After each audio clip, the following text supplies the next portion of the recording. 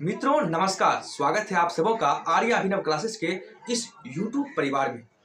मित्रों, जब हम लोग बारात जाते हैं तो वहाँ महफिल लगती है और उस महफिल में बरयात्रियों का खूब सारा ढेर सारा अभिनंदन, वंदन और भव्य स्वागत किए जाते हैं।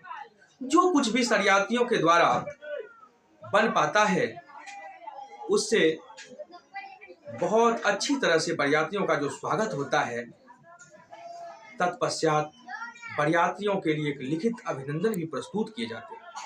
उसके बाद समधी जी दोनों तरफ के जो होते हैं उनके द्वारा अभिनंदन पत्र का आदान और प्रदान किया जाता है।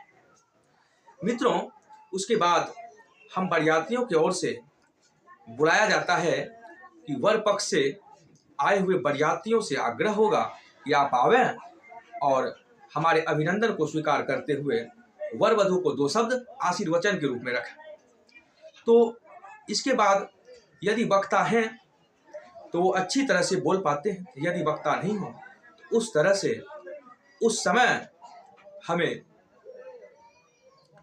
धैर्य और साहस के साथ यदि हम बारात में गए हैं तो वहाँ जाकर यदि आप कहीं भी कुछ भी कहीं बोले हैं या बोलने की आशा इच्छा रखते हैं तो आप अनोखे अंदाज में वहाँ प्रस्तुत कर सकते हैं और वहाँ किसी को मालूम तक नहीं होगा कि आप एक अच्छे वक्ता नहीं हैं या आप एक साधारण बराती। तो महानुभाव, इसी दौर में हम आज आपको बताने जा रहे हैं कि आप साधारण बराती के नाते बारात में किस तरह से अपने वक्तव्य को रख सकते हैं और आप दर्शकों को अपने ओर आकर्षित भी कर सकते हैं। बहुत अच्छी बात है कि आप जब वहाँ जाएंगे तो उसके बाद वहाँ आप सबसे पहले अपने आप को व्यवस्थित कर पाएं और अपने आप को संतुलित कर पाएं। सबसे बड़ी बात तो यही है। इसके बाद जब आप अपने आप को संतुलित कर लेते हैं और आपके मन में होता है कि मैं साधारण बराती होने के नाते भी मैं कुछ बोल पाऊँ, तो आप जरूर बोलेंगे। आप जब अपने आप को स्थिर कर लें तो आप एक संस्कृत का श्लोक बोल सकते हैं, जो कि एक साधारण सा श्लोक है जो बार बार बोला जाता है। हमें लगता है कि ज़्यादातर लोगों को जो थोड़ी बहुत भी रुचि रखते हैं तो उन्हें यह श्लोक जरूर स्मरण होगा कि मंगलम भगवान विष्णु, मंगलम गरुड़ ध्वज, मंगलम पुंडरीकाक्षा, मंगलाय तनोहरि। उसके ठीक बाद आप कहेंगे, आज इस पानी ग्रहण समारोह में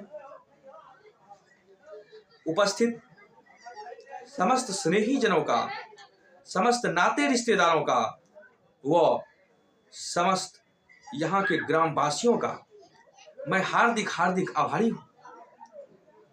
मान्यवर, आपके द्वारा कहे गए अभिनंदन का मैं हार्दिक हार्दिक स्वागत ही नहीं बल्कि उसकी स्वीकृति प्रदान करता हूँ। आपकी वाणी शरद ऋतु के स्निग्ध चंदा की भांति मन शांत और शीतल कर रहा है।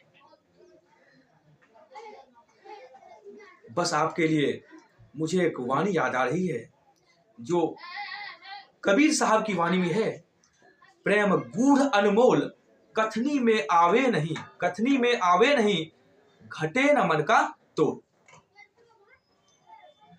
उसके बाद आप कहेंगे, है अभिनंदन स्वीकार आपका, है अभिनंदन स्वीकार आपका, किन शब्दों में यशगान करूं, मैं तो बस एक शब्द हूं, किन वाक्यों में बखान करूं, किन वाक्यों में बखान करूं।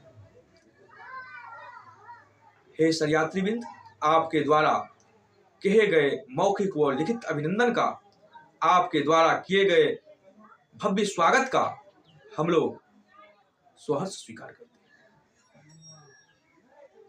और आदेशानुसार वर वधू के आशीर्वाद के लिए मैं कहना चाहूंगा कि दे आशीष कन्या को की, दे आशीष कन्या को की, वर को मधुर श्रृंगार मिले, अपनी अंबर की साया में कन्या को अमर सुहाग मिले, कन्या को अमर सुहाग मिले।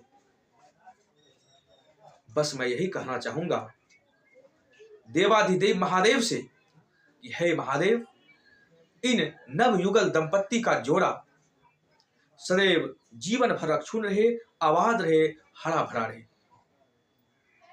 और मैं एक शेर प्रस्तुत करना चाहूंगा कि फूल खिलते रहे जिंदगी की राह में, हंसी चमकती रहे आप दोनों के निगाह में, कदम कदम पे मिले खुशी की बहार आपको, कदम कदम पे मिले खुशी की बहार आपको, दिल देता है यही दुआ बार बार आपको, दिल देता है यही दुआ बार बार आपको।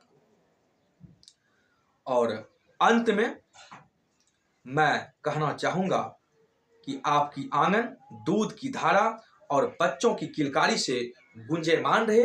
इन्हीं इच्छाओं और आशाओं के साथ मैं अपनी वाणी को विराम देता हूं। जय हिंद, जय भारत।